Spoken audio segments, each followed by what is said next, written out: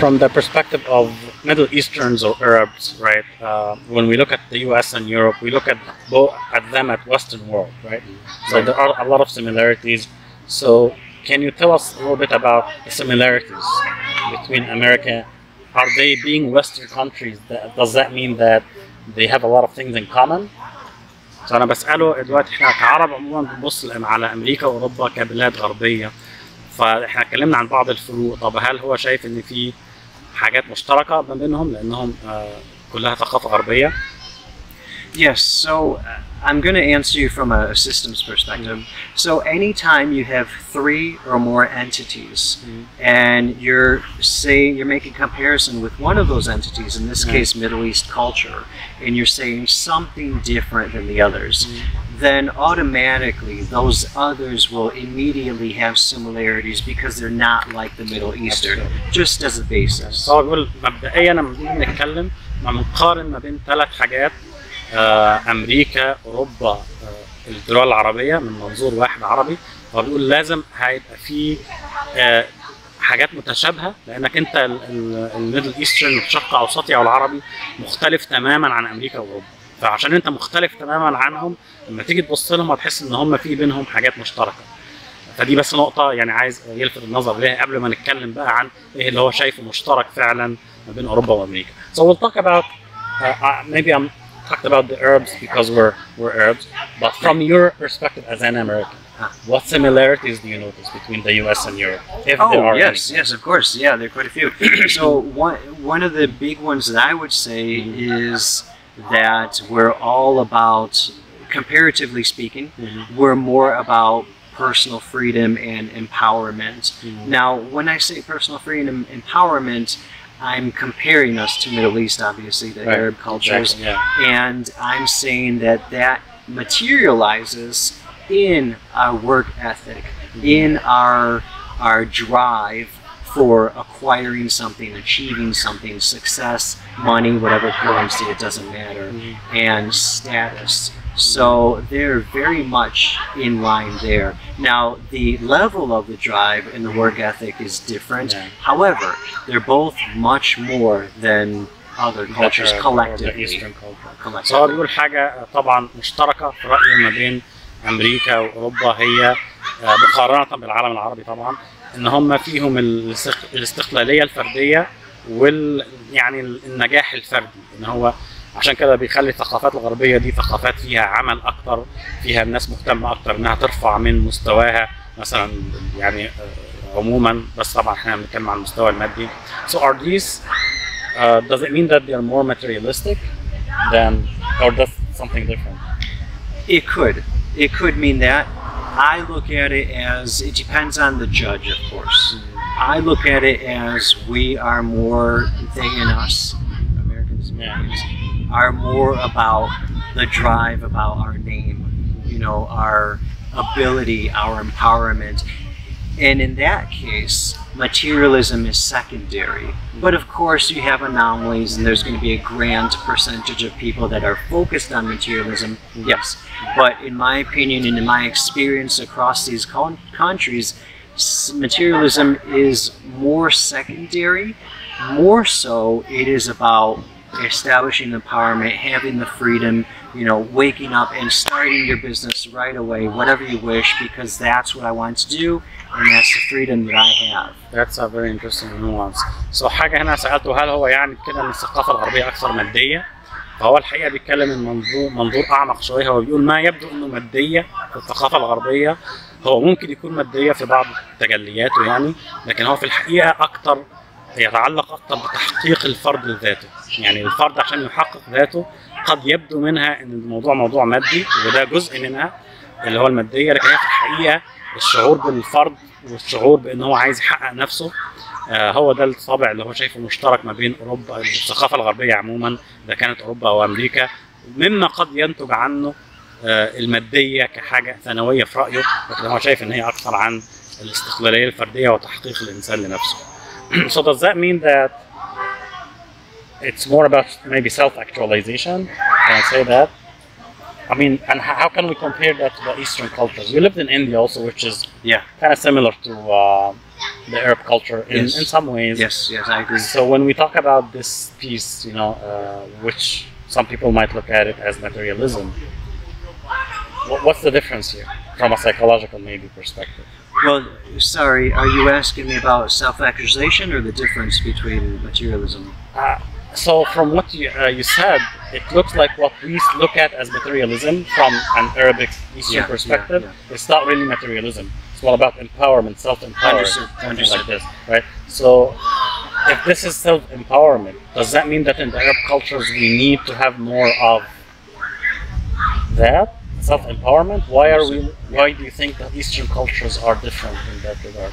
Well, I'm going to say that, yes, to go back to your question regarding self-actualization, empowerment, whatever you want to call it, versus materialism, I'm going to say that, yes, of course you have people that go straight for materialism, yes, but overall it is more about the freedom, self-actualization, empowerment, whatever you want to call it, and that is the nuance. As if you drill down, if you see the atmosphere and drill down, the superficial look would be, oh, it's materialistic. It's not really. It's deeper than that. So to answer your question, I hesitate to say that that means the Arab world needs more empowerment, because that sounds snobbish or insulting. Let me stop before I forget, because please. let me try to remember. حاول افتكر عليه. So عايز يقول تاني، انا بسأله طب دلوقتي لما نيجي نبص على الغرب، الثقافة الغربية مقارنة بالثقافة الشرقية، هو برضه عاش في الهند اللي هي ثقافة شرقية يعني قريبة شوية من ثقافتنا. هل معنى ان الغرب فيه اكثر يعني رغبة في تحقيق الذات، هل ده معنى كده ان ده ناقصنا في العالم العربي؟ فهو طبعا بيقول قبل ما اكمل يعني هو عايز ما تقدرش تعمم، فهو برضه مش عايز يتكلم بطريقة يبدو ان هي فيها نوع من الاحساس بالتميز مثلا، فيعني بيمهد بالكلام ده، فهو له رأي معين في الموضوع ده. Okay, let's continue. So where was I? Maybe after that I should rewind the video. I should do the subtitles. No. Yeah. So we were talking about I don't think even I translate everything. Yes, no problem. أنا مش عارف أترجم كل حاجة الحقيقة. So we were talking about saying empowerment for Arabs. Exactly. So I would say that with what I know with Arab culture, which is quite a bit, that they're, depending on which country you're talking about, obviously, but if we're making a generalization, comparatively, generally speaking, when you have Europe and America compared to the Arab world, generally speaking, there could definitely be some more empowerment in the Arab world, more resources, more push for empowerment. So with that said, I would say that yes, those are the similarities with America and Europe, that there's more about that. I think we need another video about the comparison between the Western culture and the Arab culture maybe. Oh yes. الفيديو قطع مننا، احنا بنتكلم وبعدين لسه ملاحظ ان الفيديو قعدنا نتكلم نص ساعة، فكده طول مننا قوي. آخر حاجة كنا بنتكلم فيها عن موضوع المقارنة ما بين الثقافة الغربية والثقافة العربية. سريعا كده هو قال إن عموما الثقافة العربية قد تحتاج فعلا إلى قدر أكبر شوية من الحريات. وثاني نقطة مهمة عايز أركز عليها اللي هو قالها، الموضوع الغربية المادية هي مش بس غربية، مش بس مادية كما قد ننظر إليها بشكل سطحي، لكن هي أكتر عن الحرية الشخصية وتحقيق الفرد لذاته، فهي مش طبعا قد تكون مادية عند بعض الأفراد. فأنا قلت له على فكرة في الآخر إن شكلنا كده محتاجين فيديو خاص عن الفرق ما بين الثقافة الغربية والثقافة العربية. So I said that we may need another video about the comparison between the Western culture and the Eastern/Arab culture. That would be another interesting topic.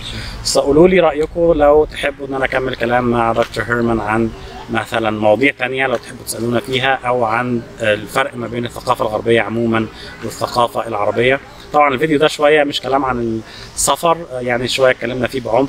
أنا حتى ممكن كنت متردد أحطه على القناة دي ولا أحطه على القناة التانية بتاعتي اللي هي عن المواضيع الفلسفية، لكن أعتقد هو يظل له علاقة بالحياة في أمريكا والمقارنة يعني ما بين البلاد المختلفة، فهنسيبه في القناة دي. لكن قولوا لي تاني لو تحبوا نتكلم عن المقارنة ما بين الثقافة الغربية والثقافة العربية، لو أي مواضيع تانية. في موضوع تاني عايز أتكلم فيه مع دكتور هيرمان، غالبا هعمل فيديو تاني عنه، لأن هو زي ما قلنا يعني مجاله هو مجال العلوم النفسية، فكنا عايزين نتكلم عن الانسان اللي قاعد جوه بلده مش عارف يهاجر، ايه مقترحاته له كواحد امريكي، ازاي يخلي نفسه يعيش في مناخ افضل لو هو مش عارف يهاجر، ويهيئ نفسه كمان للسفر بعد كده. I'm telling them about the other video we want to make about the people who are stuck. Oh yes, yeah, the atmosphere, yeah. فده ان شاء الله الخطه. قولوا لي برضو موضوع الترجمه رايكم فيه ايه. انا زي ما عملت ترجمه حيه غالبا وهو بيتكلم كنت بنسى اترجم حاجات، فقولوا لي هل الاسلوب ده كويس ولا في المره الجايه اعمل احسن سب تايتلز ترجمه مكتوبه ونتكلم انا وهو عادي خلاص بدل ما اقعد اترجم. فانتوا قولوا لي رايكم عشان يعني تساعدوني في الفيديوهات الجايه، ولو برضو ممكن بقى بعد كده اعمل حوارات مع اصحاب امريكان او حاجه، فيعني عايز اوصل لطريقه كويسه اعمل بيها الفيديوهات دي. دكتور هيرمان هحط لكم الويب سايت بتاعه تحت اللي عايز ياخد فكره عنه. هو برضه عمل يوتيوب شانل، انا كنت كده قعدت الح عليه ان هو يعمل يوتيوب شانل لكن هو ملوش قوي في اليوتيوب، هو مش مهتم بيها، بس هحط لكم اللينك بتاعها وهحط شويه فيديوهات كده عنها، فيعني تقدروا تشوفوا الحاجات دي كلها، وتقدروا تشوفوا كمان القناه الانجليزي بتاعي عامل 3 حوارات معاه عن يعني مواضيع مختلفه، فروحوا برضه شوفوا الكلام ده. قولوا رايكم. قبل ما انسى في الاخر، دكتور هيرمان قال لي على فكره كانت عنده، هو عاوز يشترك معايا في كتابه كتاب بالانجليزي. طبعا كتاب هيبقى كتيب مش كتاب، يعني كتاب قصير، فعايزين نعرف افكاركم. هو لانه الخلفيه بتاعته خلفيه يقدر يتكلم عن اي موضوع، لان موضوع الخبره اللي هي النفسيه، وبيعمل زي استشاري لشركات كتير على مستوى العالم، فيعني يقدر تقريبا يتكلم في اي موضوع ويوصل للجوهر الموضوع ده. فهو قال لي الفكره دي، عايز اعرف منكم ايه الموضوع اللي تحبوا ان احنا نتكلم عنه. So I said, you know, about the booklet idea, what topics the audience wants to hear about. It will be between yourself and myself. Maybe we can collaborate on that. Anything you wanna share about this? Please. So basically it's going to be a booklet, so something very small and as precise of a topic as we can hone in لازم يبقى on. موضوع مركز، يعني موضوع محدد جدا، وهيبقى كتيب زي ما قلت مش هيبقى طويل. Ideally something that will be the most powerful and most effective way of helping someone in whatever arena that provides practical immediate help. المهم يكون موضوع في رأيه بالنسبة للقارئ يدي لك أكتر فايدة عملية تقدر تستفيد بيها في حياتك. فإيه الموضوع اللي فعلا محتاج حاجة أو يعني كتاب عنه؟ هيبقى طبعا الناس اللي بتحب تقرأ، مش هيبقى فيديو. فيعني دي الفكرة اللي هو قالها لي، فإن شاء الله قولوا لنا رأيكم ونفكر في الموضوع. We'll wait for people feedback and the topics that they're interested in. Yeah, definitely. Thank you, Herman. Thank you. And we'll see you soon. Thanks so much. All right, thank you.